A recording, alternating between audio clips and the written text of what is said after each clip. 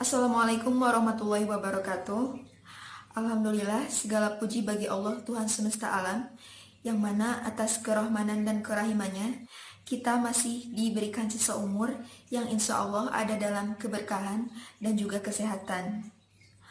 Salawat serta salam tak lupa kita limpah curahkan kepada Nabi besar kita, yakni Nabi Muhammad SAW. Tak lupa kepada keluarganya, sahabatnya, tabi'in dan tabiatnya, serta mudah-mudahan sampai kepada kita selaku umatnya. Amin.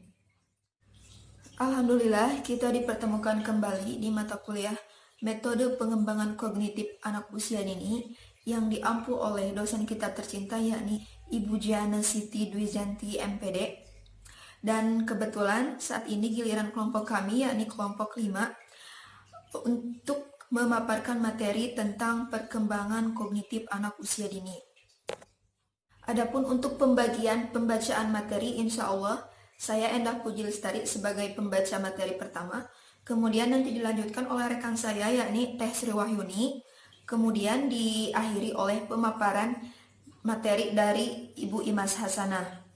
Langsung saja tanpa basa-basi lagi, kita simak penjelasan berikut ini.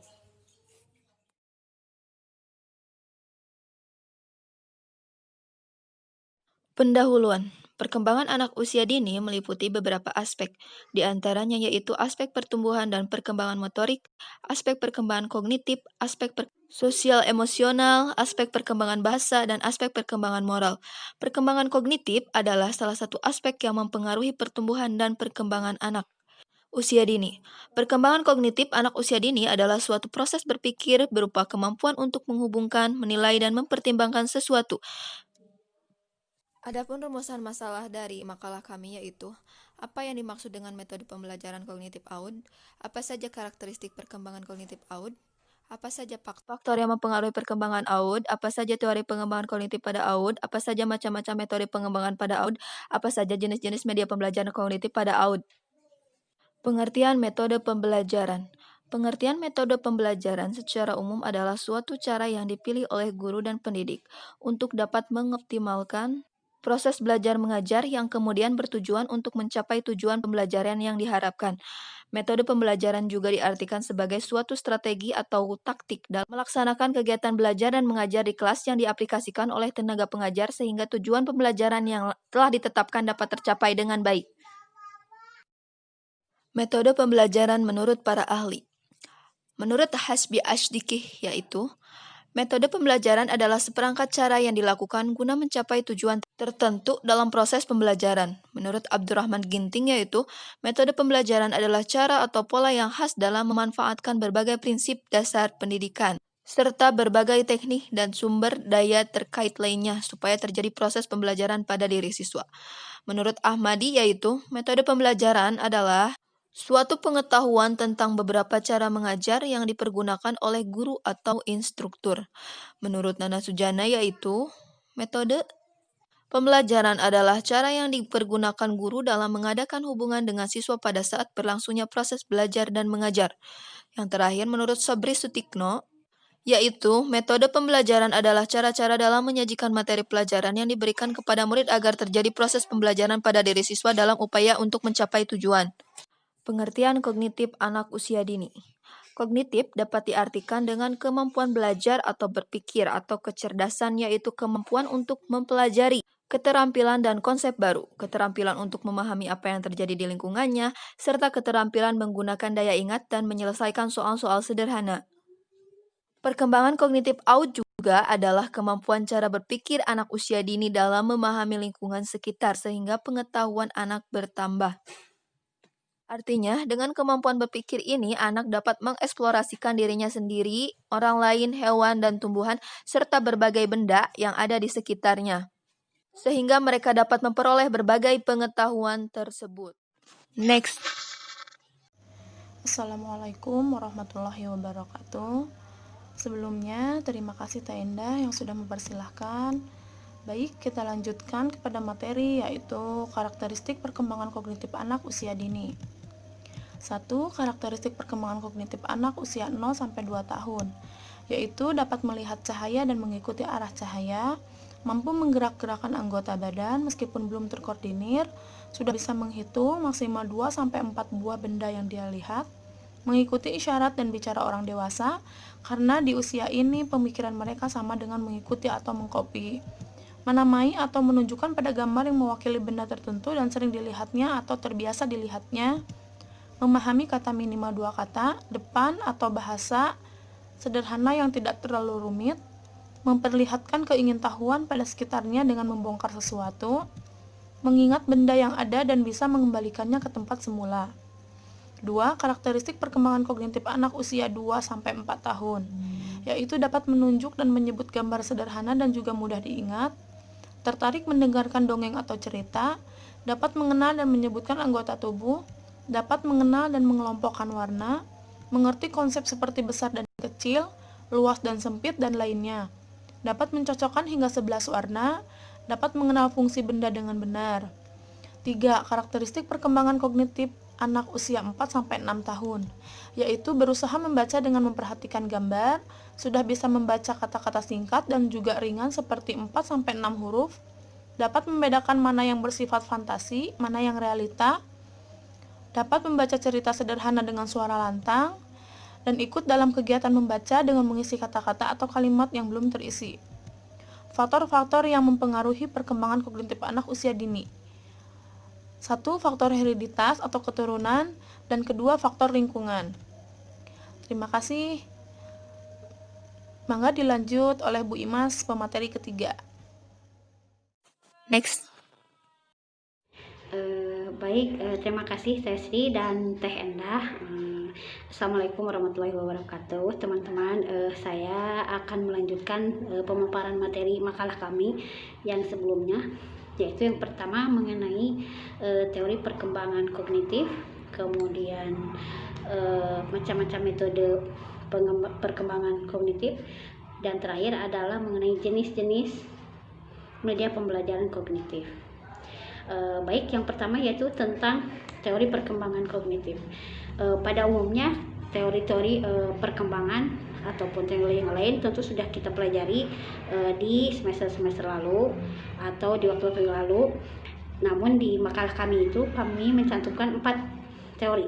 Yang pertama yaitu teori Vygotsky, kedua yaitu Piaget, yang ketiga Jerome Bruner, yang keempat yaitu dari David Ausubel. Ya. Yang pertama itu dari Vygotsky. Tentu nama ini tidak asing karena sebelumnya kita sudah belum pelajari meskipun sedikit paham. Jadi Vygotsky dalam perkembangan kognitif memfokuskan kepada bagaimana perkembangan kognitif itu dapat diraih dengan adanya interaksi sosial. Jadi anak itu berinteraksi dengan yang lainnya, sehingga perkembangan kognitif itu dapat dicapai. Dengan siapa? Ya tentu saja dengan teman sebaya atau orang dewasa, dalam hal ini bisa juga orang tua ataupun lingkungan. Jadi Vygotsky berpandangan bahwa perkembangan kognitif itu dapat diraih dengan adanya interaksi. Kemudian bersiritan dengan Vygotsky, kita beralih kepada Piaget. Piaget justru berbalik, berbeda dengan Vygotsky. Piaget berpandangan bahwa perkembangan kognitif anak itu justru tumbuh dengan adanya usaha sendiri. Jadi adanya pengetahuan itu didapatkan dari dirinya sendiri. Sedangkan lingkungan menurut pandangan beliau adalah lingkungan sekunder, dalam arti faktor sekunder. Jadi faktor pendukung gitu. Kemudian yang ketiga menurut Jerome Bruner. Jerome Bruner itu dalam perkembangan kognitif memperhitungkan 6 hal.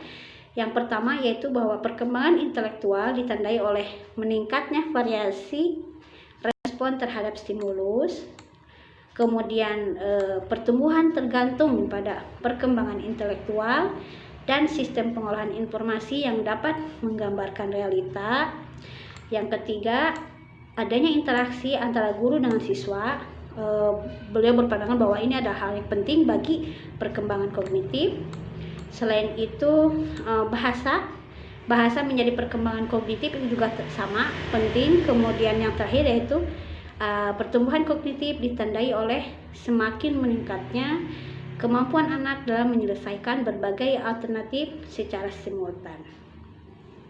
itu menurut Jerome Brunner.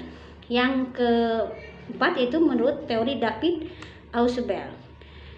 Berbeda dari 3 hal sebelumnya, teori David Ausubel dikenal dengan teori meaningful learning. Jadi berpandangan bahwa teori itu sama dengan teori belajar bermakna. Dalam arti anak itu belajar harus memiliki fungsi, memiliki tujuan, memiliki manfaat, dan yang akan mempengaruhi kehidupannya di masa depan. Jadi bermain tapi ada tujuan dan akan mempengaruhi kehidupan. Dalam arti harus ada artinya gitu. Jadi tidak sembarang main dalam hal ini gitu.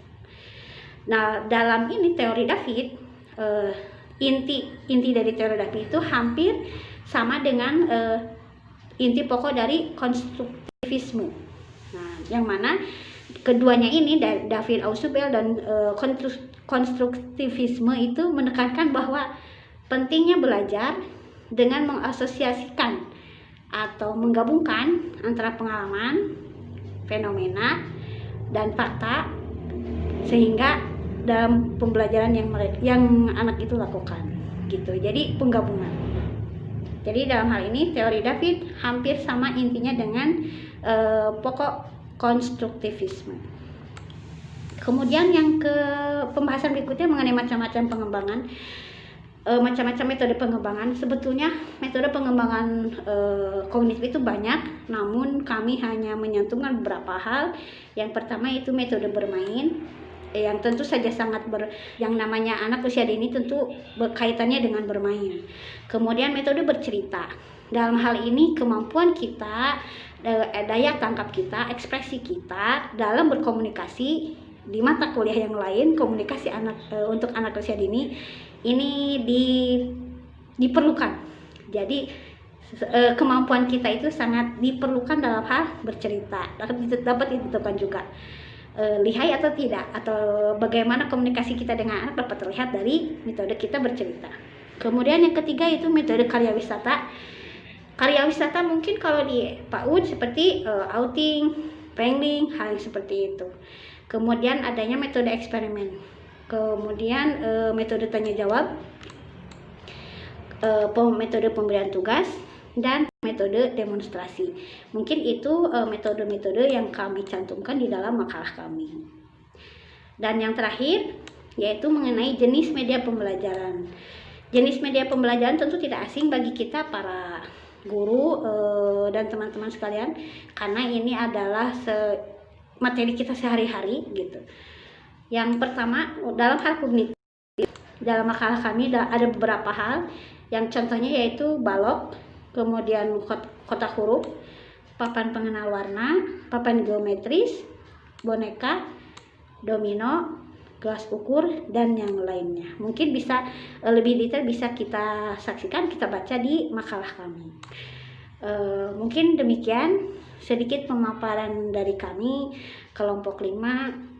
Kami mohon maaf atas apabila adanya ketidaktepatan dalam menyampaikan, kekurangan serta kelebihannya. Kami ucapkan terima kasih. Wassalamualaikum warahmatullahi wabarakatuh. Untuk sesi tanya jawab kita lanjut di WA grup ya. Terima kasih.